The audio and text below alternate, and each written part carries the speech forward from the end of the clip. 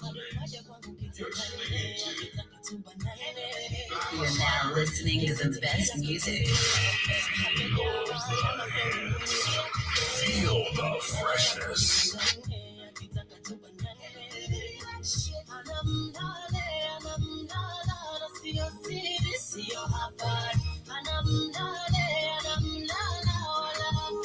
Sio habari niliambiwa vipenzae hata kuchiti hadharani niliambiwa vipenzae hata kusiri hadharani kama wanijale jaribu kundanganya kama wanijale kama wanijale. You're now listening to the best music. One hour of the hottest tracks and coolest mashups of the moment.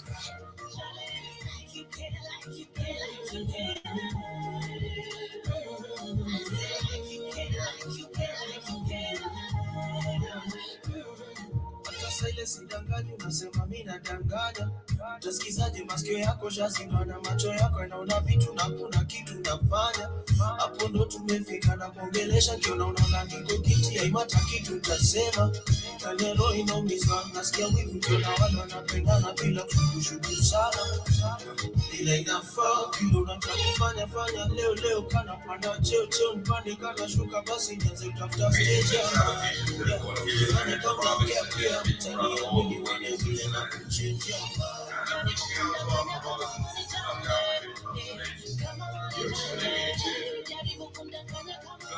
You're now listening to the best music.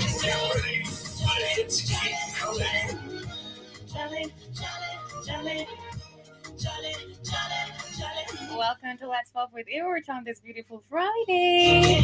How we doing? It's always a great time to be alive on the Blackout Fan Radio Network. Hey. You can download our app on the Google Play Store, stream on www.blackoutfanradionetwork.com for amazing healthy supplement. Upper clothing with the Blackout Fan Radio logo on it. Ubuntu spirit, baby.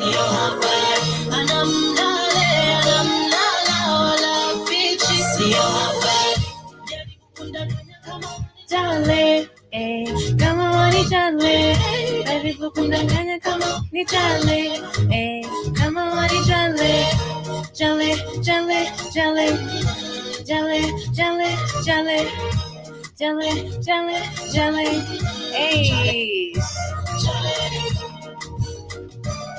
Sanaipei Tande over there featuring Yashinsky Jale. How we doing? Welcome to the ones who are listening to me on BitChute, YouTube, and Rumble. My name is Iwerton Longoria on Let's Pop with Iwerton. Today we're talking about Kenya, right? The amazing beauties, breakthroughs of Kenya, and everything that they did actually teach us in the educational system about Kenya. We'll definitely go back to 1339, where we did have amazing, amazing buildings, civilization, empires. It's just beautiful to actually see this. I was talking about this in the back office, and I was like, why were we not taught this in our history? I didn't know about all these beautiful, beautiful buildings. We had the most brilliant, classy things you can ever actually think of. And that's why it goes back to the fact that, you know what? Africa was actually a continent that was actually conquered for a reason.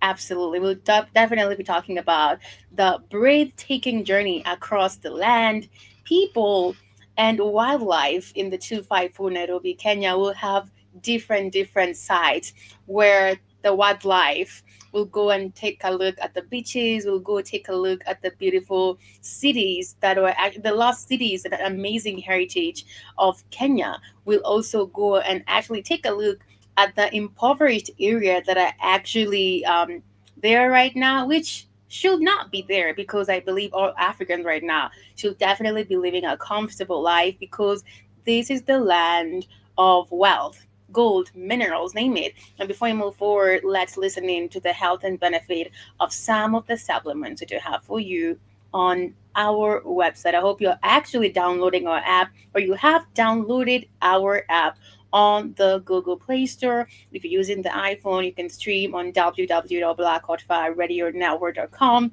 for amazing healthy supplement apparel clothing with the Black Hot Fire Radio logo on it. Discover the natural power of ashwagandha, an ancient herb known for its healing properties. For over 3,000 years, ashwagandha has been trusted to reduce stress, increase energy, and improve focus. Our ashwagandha is carefully grown, harvested, and processed to retain its maximum potency. Each root is hand-picked and dried, then ground into a pure, organic powder, ensuring the highest quality. Simply mix 1 teaspoon into your favorite beverage or take it in capsule form as prescribed by a healthcare professional. Whether you're looking to balance your stress levels, boost your immune system, or enhance mental clarity, ashwagandha offers a natural solution. Experience the benefits of ancient wisdom backed by modern science. Trust nature. Trust ashwagandha. Go get this product at blackhotfirenetwork.com at the Sports and Nutrition Store. $23.90, you'll get your ashwagandha rules tart with the beautiful mysteries and beauty of the 254 Nairobi, Kenya. If you want to tour Kenya, this is how it looks like, and I hope you're going to have a great time actually on this beautiful video. This is Kenya, with a tropical coastline, ancient civilizations, and unique cultures. Kenya's varied landscapes host extraordinary wildlife, vibrant cities, and mountain-top towns home to the best athletes on the planet. This is Kenya from above.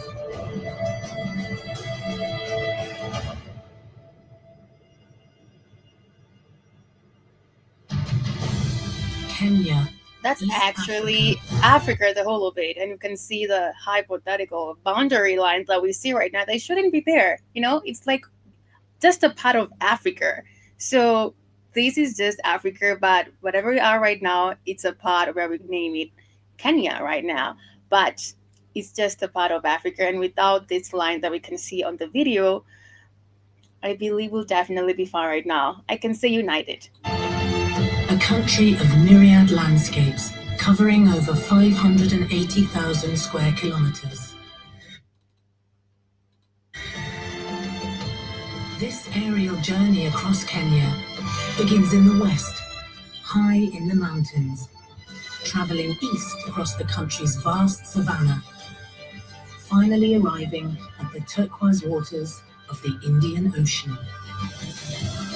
The first stop is here, in the Kenyan highlands, in the heart of Africa's Great Rift Valley.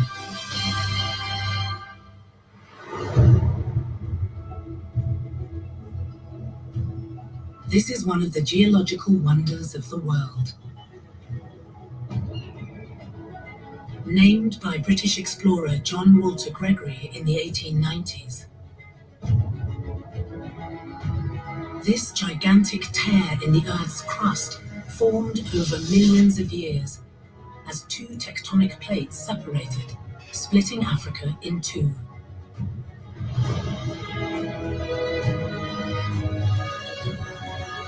The Great Rift Valley stretches for 7,000 kilometers, reaching several thousand meters deep and up to 100 kilometers wide.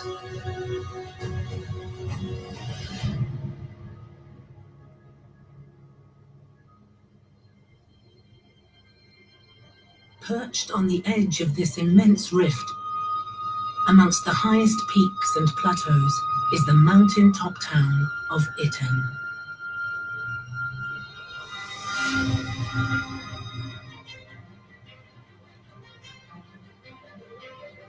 On the surface, Iten may seem like any other African town.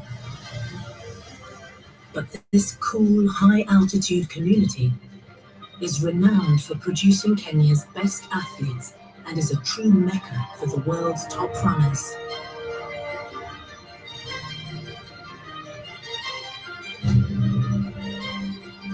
Amos Kimutai was born and raised in Iten. In Iten, you can't say even like walk a distance of even like a kilometer without finding a champion. From Olympic champion, world champion, and also record breakers. So that's why Iten is known as the home of champions. And we actually see a lot of foreign athletes coming to actually train in this part of Kenya. And it's amazing because they don't show you these beautiful sceneries when they're showcasing how Africa looks like. But I'm doing that right now for you.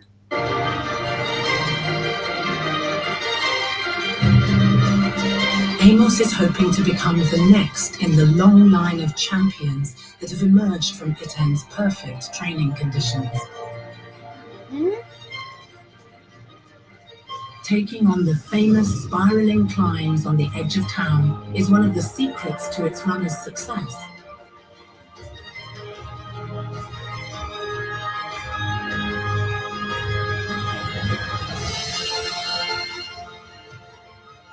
Iten produces best athletes because of the altitude.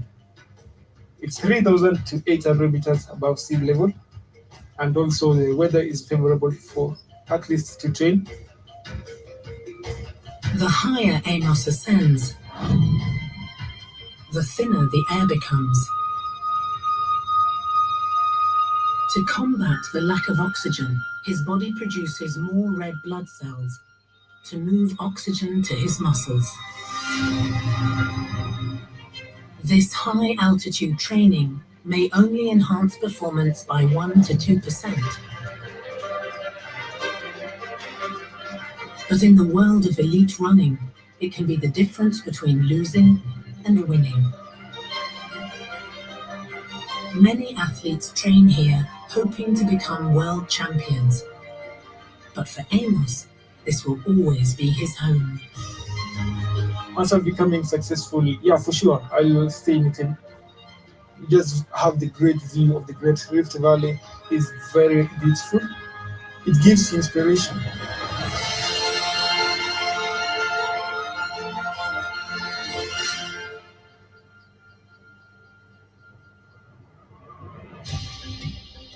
Here in the Kenyan highlands, the people have been shaped by the landscape. As the Great Rift Valley carves its way 200 kilometers to the southeast, it has created a very different habitat.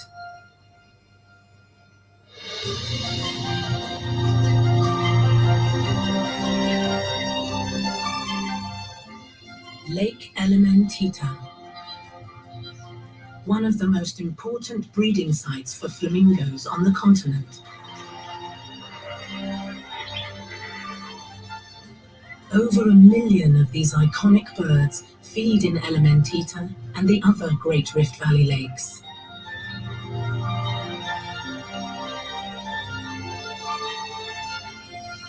The glistening water is deceptive. It contains a potent mix of saline and alkaline, a cocktail that gives birth to toxic algae blooms that are deadly to most. But it is in fact the algae that attract the flamingos.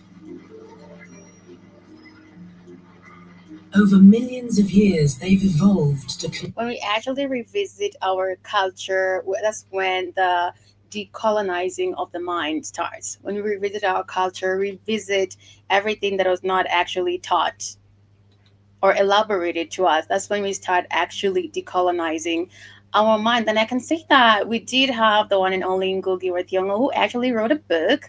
It was called Decolonizing the Mind. And in this book, he actually talked about the fact that the minds of the Kenyan people have been colonized by a language, literature, and culture, which has taken them away from themselves, which we definitely understand. We've seen that all over Africa. And colonizing persists in the minds of the Kenyan people. And long after power has been transferred to the Kenyan people. We still see it there. And according to the one and only Ngugi wa Thiong'o, decolonizing the mind means a process to end a false universalism in the guise of westernized canons that attribute truth only to Western forms of knowledge, production, but without succumbing to our relativism in which all perspectives are equally valid. And he actually just mentioned phases in the process of decolonization. Number one was rediscovery and recovery. That takes quite a lot, rediscovery and also recovery, which is actually learning and relearning, or learning and relearning, however you can actually put it. And then he said the second one was mourning. It's the fact that understanding you've been living a lie all your life. Everything you thought was not.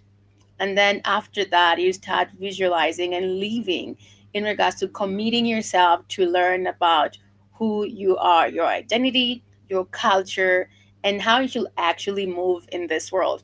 That's take you to the next phase, which is action, being intentional about everything you've learned, everything you've rediscovered and recovered, and actually accepting the fact that you have a commitment to be intentional about everything that you've actually learned and relearned. And rediscovery and recovery, this refers to the process where the colonized either rediscover and recover their own history, culture, language, and identity. Consume the toxic food source with no ill effect.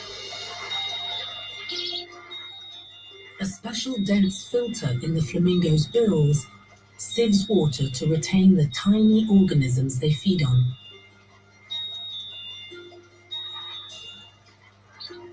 With few other species able to digest Elementatus algae,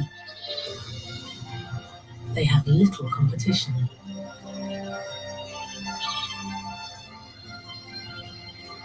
The only side effect is their distinctive color. Algae is loaded with a chemical rich in a pinkish pigment. The more the birds feast, the more vibrant they become. Once the algae levels dip, they ascend en masse.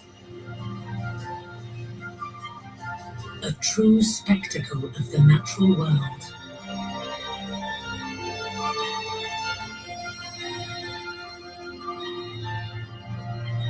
The Great Rift Valley lakes remain a flamingo paradise.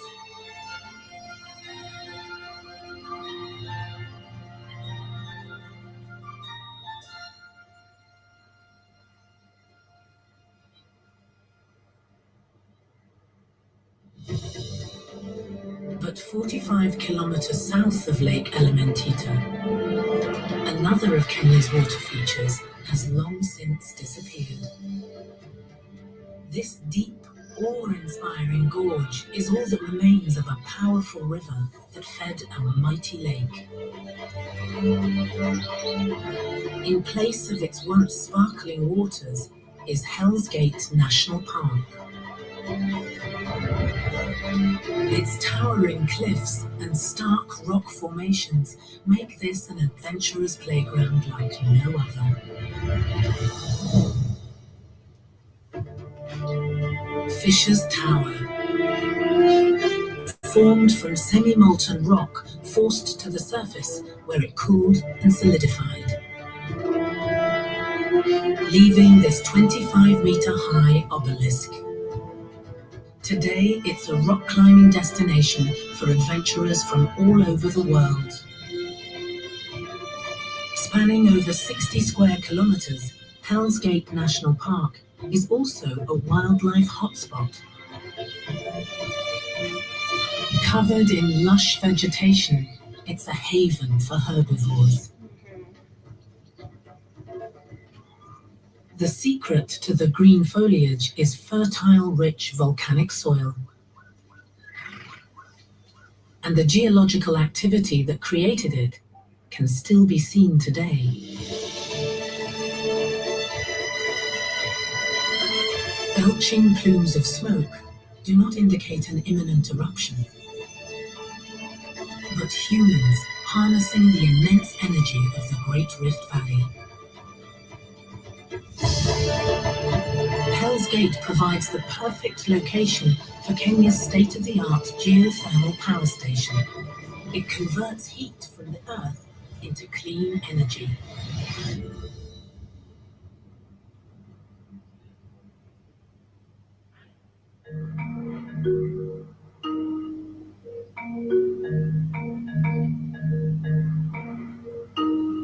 With an expansion underway, it's hoped that the plant will eventually provide 27% of the country's electricity.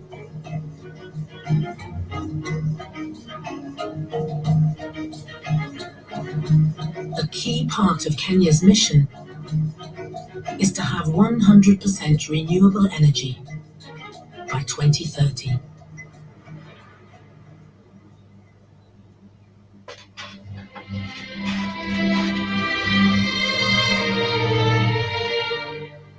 Evidence of Kenya's volcanic past is plain to see.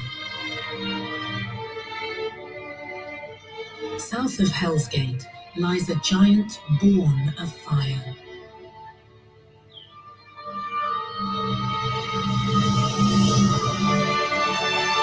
The extinct volcano of Mount Longonot. Formed within the last 400,000 years, It actually brings you back to the question of why Africa is not an independent country. Going back to the fact that we do have a lot of gatekeepers, because with all these beautiful sceneries, everything that is being showcases right now on this video, it actually amplifies that we should definitely be independent in the terms of our economic, social, political sector, because we produce the most richest organic raw materials of all time, but they're actually going to be manufactured in other countries, But the question is, why can we not actually process and manufacture our own goods, our own products? My answer is gatekeepers. I'm going to read a letter over here by the one and only Ngugi Wa Thiong'o. I'm going to share that right away of a part of the video that will actually be showcased right now, which relates to what I'm going to read right now. This is what he wrote, Decolonizing the Mind, that Africa as a continent has been a victim of forces of colonial exploitation, oppression, and human degradation. In the field of culture, she was taught to look on Europe as her teacher and the center of man's civilization, and herself as the pupil. In this event, Western culture became the center of Africa's process of learning, and Africa was relegated to the background. Africa uncritically imbibed values that were alien and had no immediate relevance to her people. Thus was the richness of Africa's cultural heritage degraded, and her people labeled as primitive and savage. The colonizers' values were placed in the limelight, and in the process evolved a new African who denied his original image and exhibited a considerable lack of confidence in his creative potential. The writers are therefore shocked that syllabuses designed to meet the needs of colonialism should continue well into the independence era. And it was noted that with shock and concern that even 10 years after independence, in practically every school in the Republic, our students were still being subjected to alien cultural values which are meaningless, especially to our present needs. Almost all books used in our schools are written by foreign authors. Out of 57 texts of drama studied at the EAACE level in our schools between 1968 and 1972, only one was African. Very sad. Very, very sad. It became, and very wicked, like top notch. It became obvious that was very little is being done in schools to expose our students to their cultural and physical environment. They are therefore conscious of the fact that an actual literature syllabus, no matter how far reaching in its scope and composition of texts and authors, is limited unless literature is seen and taught as an ideological component of the continuing national liberation process. In one of their conclusions, they wrote or they write, three major principles that emerged from the conference have guided the discussions of the working committee and the preparation of this final report. Number one is a people's culture is an essential component in defining and revealing their world outlook. Through its mental process, can be conditioned, as was the case, the formal education provided by the colonial government in Africa. A sound educational policy is one when enables students to study the culture and environment of their own society first.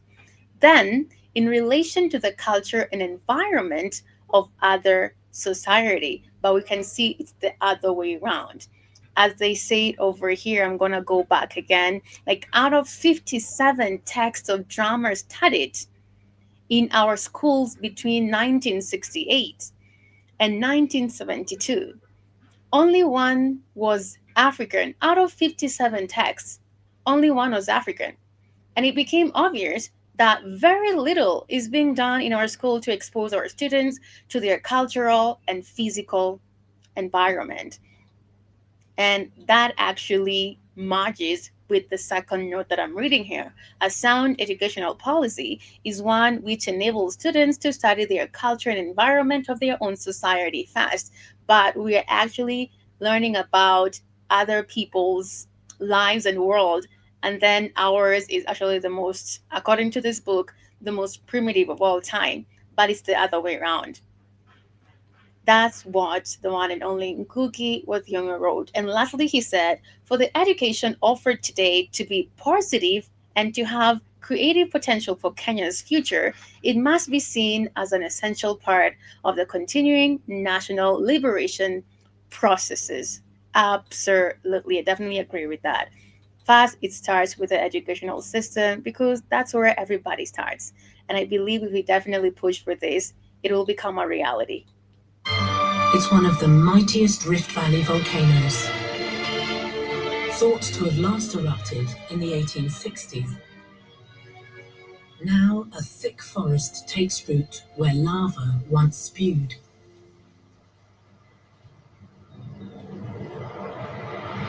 Beyond Longonot to the east, evidence of the rich volcanic soil can be seen for kilometers.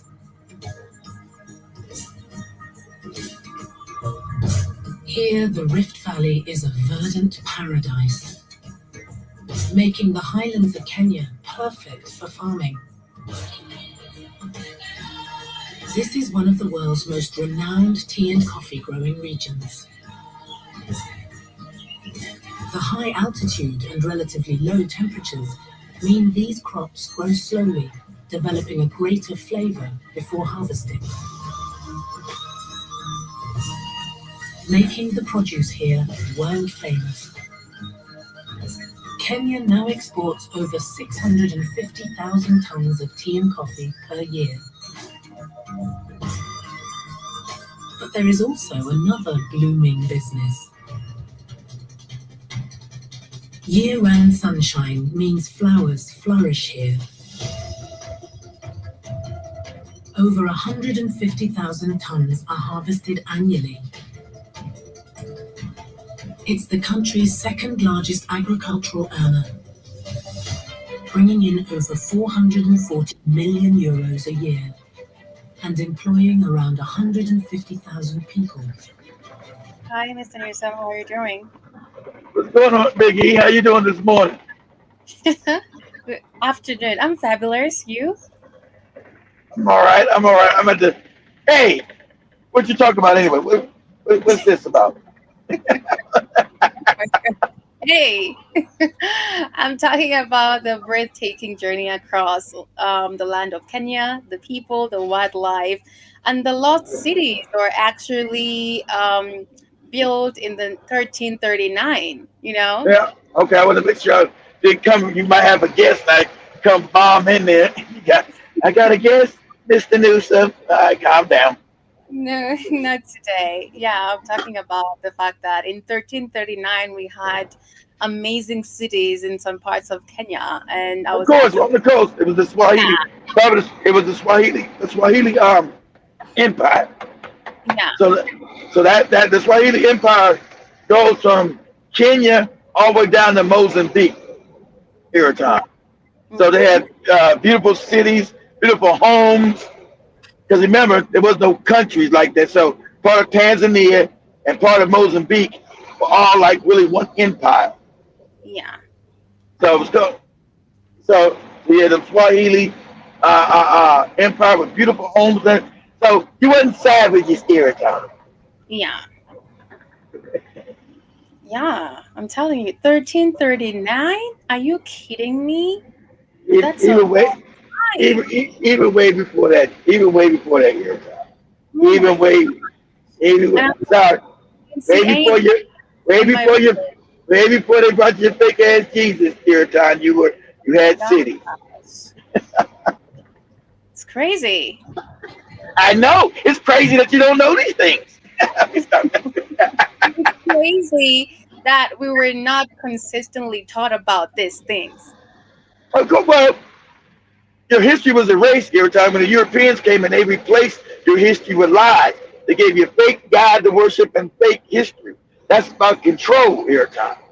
So Yeah. you grew up, so like you said, you grew up in lies every time. So now you have to what? Unlearn lies, Yeah. and that's hard for a lot of people to do.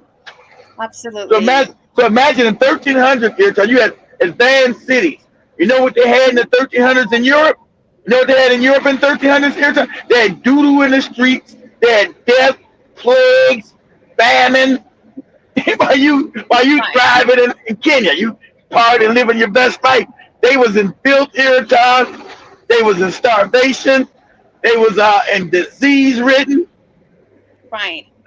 And Yeah. we do Oh, have over here um, the one and only Ngugi wa Thiong'o, who wrote that 57 out of the 57 textbooks, right, in the school educational system, only one was actually talking about the African culture. Out of 57 books. I don't even believe the one.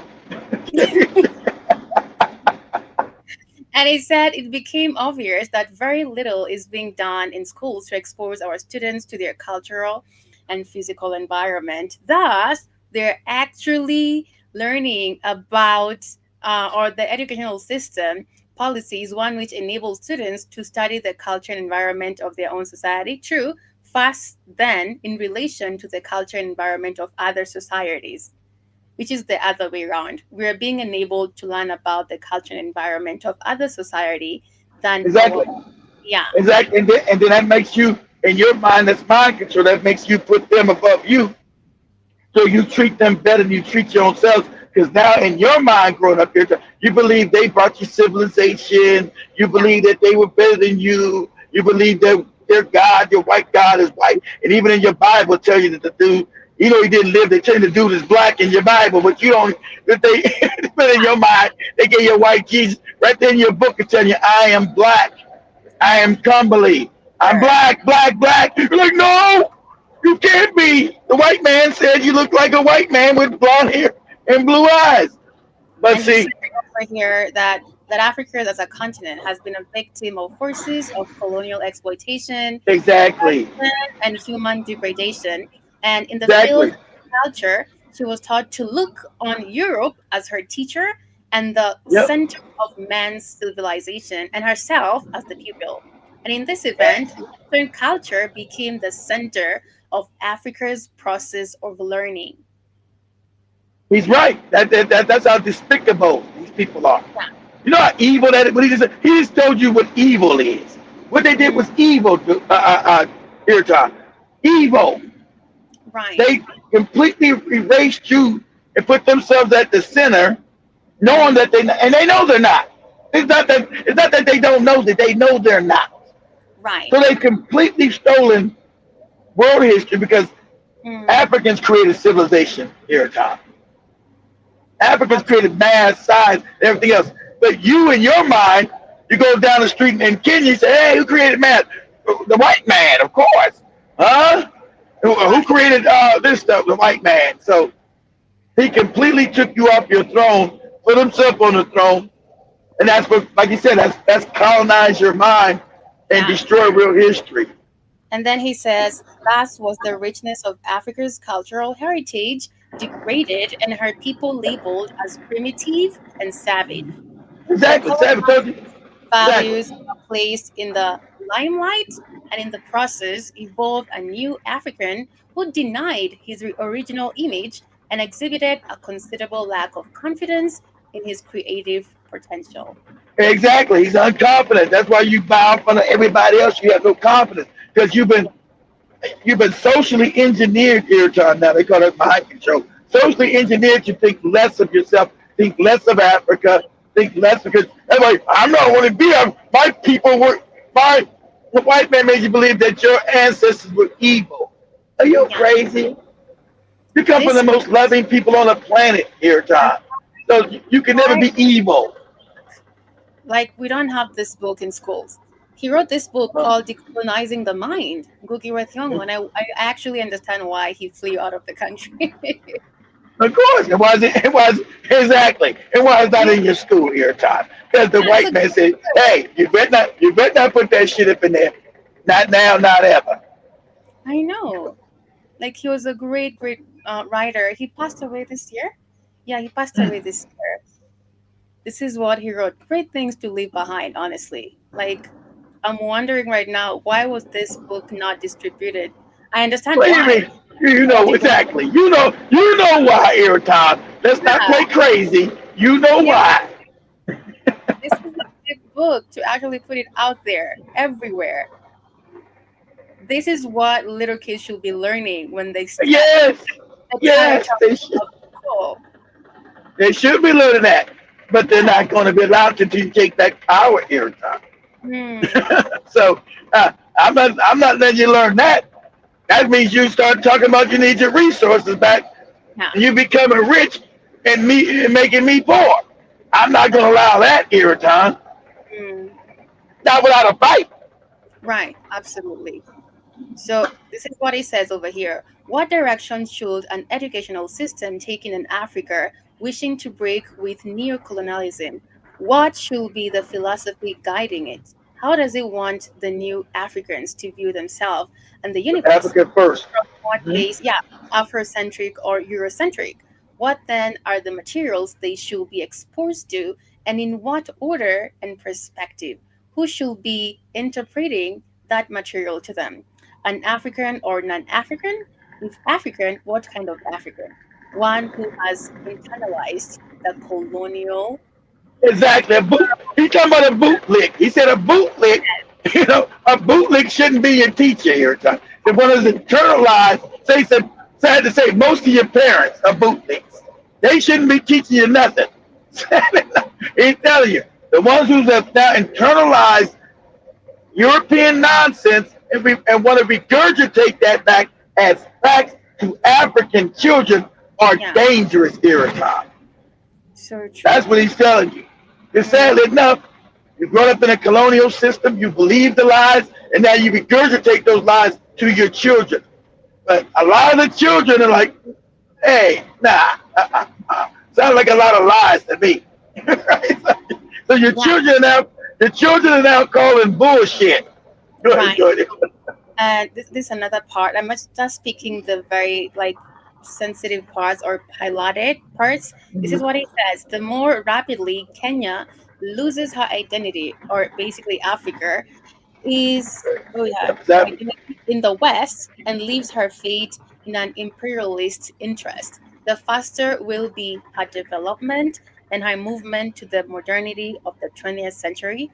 This line is Exactly. particularly clear in the interpretation of history, where a corpus of state intellectuals have emerged who now openly write manuals in praise of colonialism. That happens. These state intellectuals scoff at the heroic and patriotic struggle of Kenyan people of all the nationalities to free Kenya from the stronghold of imperialistic So capitalism. he said it Yeah, right. He said all your bootleg professors have yeah, now joined the colonialists because they were taught and educated by these wicked people. right, They're now teaching nonsense and telling you to now be to not even accept your own heroes. right. So he said it becomes a thing. He's right because Mm, in your educational system, they tell you to worship white people, the most wickedest motherfuckers on the planet. They're all right, kind of heinous shit, but not right. to exalt your heroes, your mama, your people that fought for justice and human rights and like Mm, who they fight. They fought the same people that you're worshiping in your books. So absolutely. two people can't be good. Yeah.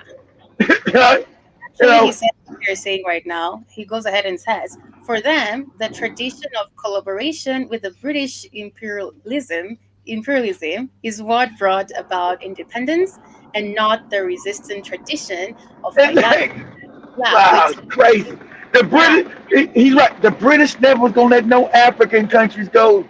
yeah, People, that's what made them wealthy. They still control behind the scenes, but they wanted to actually. The whole thing with Kenya, as I showed Joby, they were going to genocide. I'm gonna say G side. Okay, they were going to G side the he said, Kenyan people. That was the goal of right, the show started right. But the Africans said no and started fighting back. And like he's saying, that's never going to be taught to you by your European handlers. You're going to worse and say, oh, Britain decided to be good and decided to do the right thing. That's a lie. mm, Because you were fighting these people. They were your enemies. You had to fight them.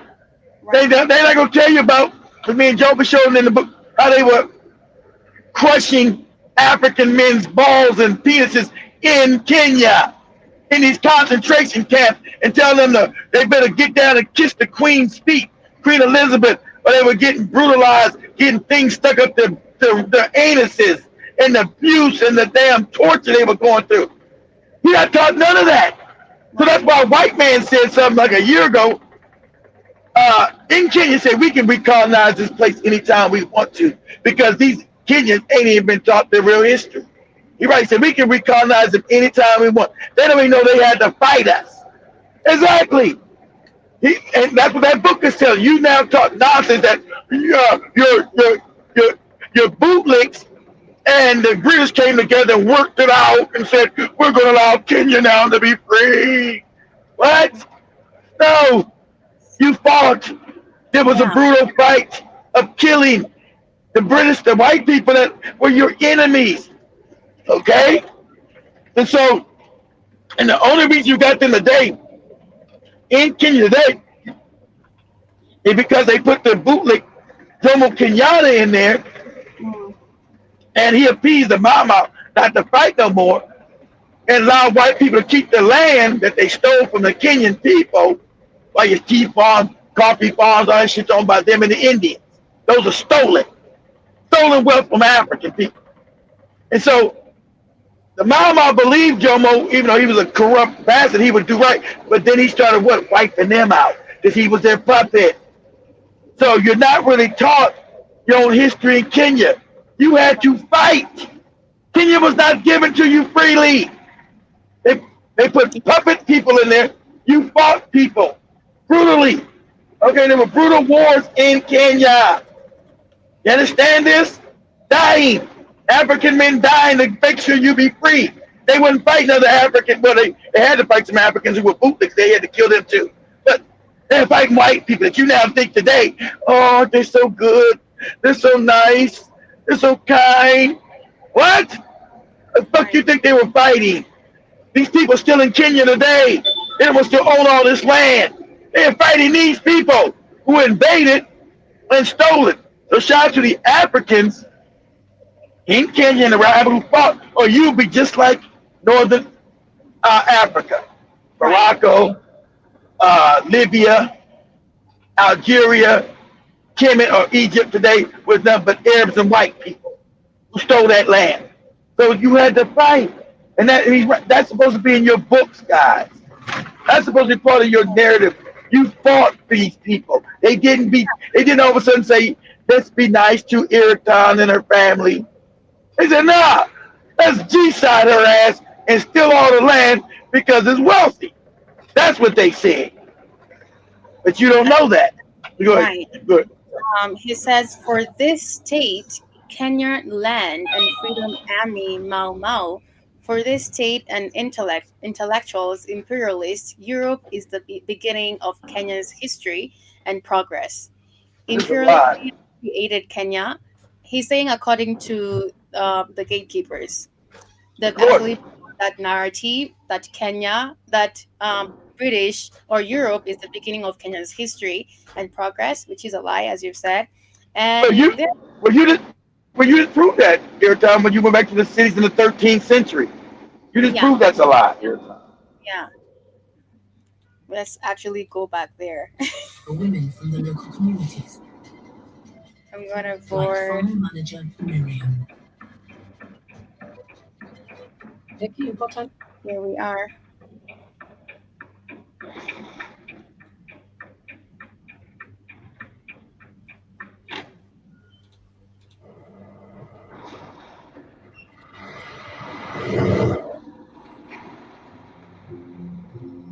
Southeast of this dramatic canyon, towards the Indian Ocean, Kenya's Great Plains make way for the vast forest Arabuko-Sokoke. Oh, I'm not sure of that. Let me share. Blanketing the land with 420 square kilometers of trees, this is the largest intact coastal forest in East Africa. The immense swathe of woodland seems untouched by people. But as far back as the 13th century, There we go. a civilization thrived here.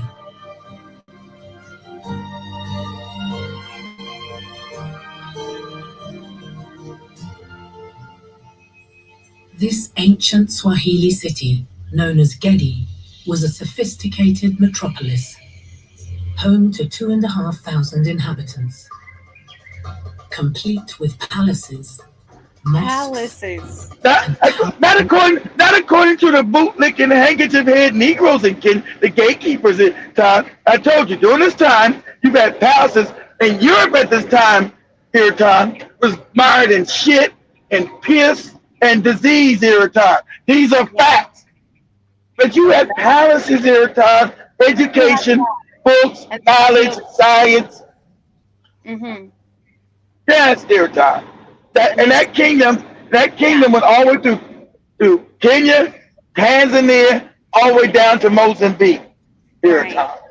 So you were not filthy savages. Ever. Ever. 2,500 inhabitants, complete with palaces, mosques, and towering city walls. Early explorers found these Arabic inscriptions bearing the date of 1399. But little else 1399. was known about the ruined city, which led to some historians downplaying the importance of Gedi. Not some historians, white people. You always get these fake things. And some historians downplaying the dates. White. Yeah, man. They don't want to admit that Africa was more, but they know Africa was more advanced than them. And you go even before the 13th century, way back. You still had kingdoms. Even way before that.